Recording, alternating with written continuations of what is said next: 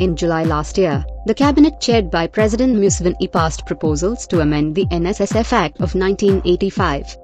In the Nssf Amendment Bill 2019, the Ministry of Gender, Labour and Social Development is proposed to be in charge of social security policy and compliance in Nssf, while the Finance Ministry would oversee its investments.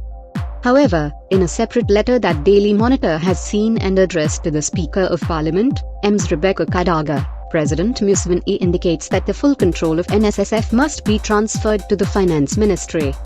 The right-hand Speaker, as you are aware, in September 2004, I directed the transfer of Nssf from Ministry of Gender to the Ministry of Planning. The main reason for this is that the Ministry of Planning is the specialized government agency to oversee the management of such large funds. The ministry also has capacity to review Nssf decisions and ensure that they are sound business-wise and free of corruption. I reaffirm my earlier decision on this matter, Mr. Nssf wrote in part in his October 4th letter. I do not agree with the proposal in the Nssf Amendment Bill of 2019 to split the oversight mandate of the Nssf under two government agencies, where the management of the fund would be under the purview of the Minister responsible for finance and policy matters of Nssf under Minister of Gender. The proposed arrangements would cause delays in decision-making and create loopholes for corruption, the letter reads. President Nssf asked Parliament to streamline oversight over Nssf under the Ministry of Finance in the ongoing amendments of the Nssf law.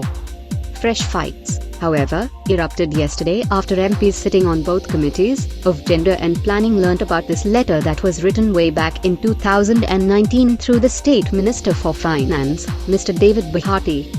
Mr. Bahati confirmed that the letter was written by President Nssf and that as Cabinet, they abide by the same letter.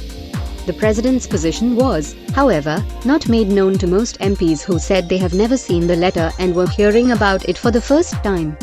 The committee members had converged to discuss the amendments of Nssf bill that would also allow mid-term access to the finances by the savers before attaining the age of 55 years, but members failed to agree on the letter and referred it back to Ms. Kadaga.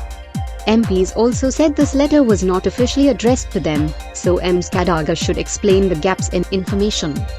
The MPs were also split on this letter with majority, saying the Ministry of Gender must control Nssf while others insisted it should be under the Finance Ministry. Ms. Margaret Wagoshea, the Workers' MP, said Nssf is a fund for workers and cannot be managed by the Ministry of Finance. The fund is for workers who contribute to it. Why should the control of this fund be under the Ministry of Finance rather than the Workers' Ministry? In my opinion, this fund should be under the Ministry of Gender unless otherwise, Ms. Wagoshea said. Mr. Maurice Kibuara, the Bagabula South MP, said all issues that affect workers across the country are handled by the Ministry of Gender. Why is the Ministry of Finance dying to control this fund? The Gender Committee in Parliament conducted consultations and majority of workers agreed that their fund must be under Ministry of Gender. What is the secret behind this new twist of leaving everything to the Finance Ministry? Mr. Kibuara asked. Mr. Kenneth Lubolgo, the Bulamogi County MP in Kaliyaro district, said the Ministry of Gender should not be completely locked out of Nssf because Nssf funds are private funds contributed by workers and not appropriated by Parliament. Being a big fund, the Ministry of Finance should also have a role to guide on the application of the funds as it is done in Ghana. Remember, we have one government, so the two ministries can work together, Mr. Lubogo said.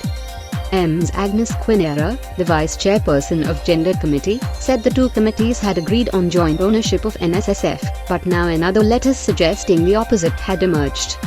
She said both committees must go back and consult the Speaker. Those supporting the President. Meanwhile, Mr. Patrick Izargi, the Vice Chairperson of the Finance Committee, said he okayed the proposal of President Nssf having the Ministry of Finance control the fund since it has more knowledge as far as financial modeling is concerned. Nssf has to do with financial modeling and investment portfolios, which I think can be well managed by the Ministry of Finance.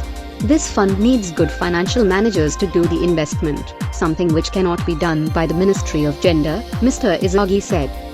He, however, said they are waiting for the decision from the Speaker of Parliament, asserting that they are resuming the meeting again today. Background: this is not the first time fights on ownership of Nssf is erupting. Since the proposal to amend this bill was reached last year, the two ministries started fighting over control of its ownership. Workers in December last year petitioned President Museveni protesting the Ministry of Finance plans to solely control this fund.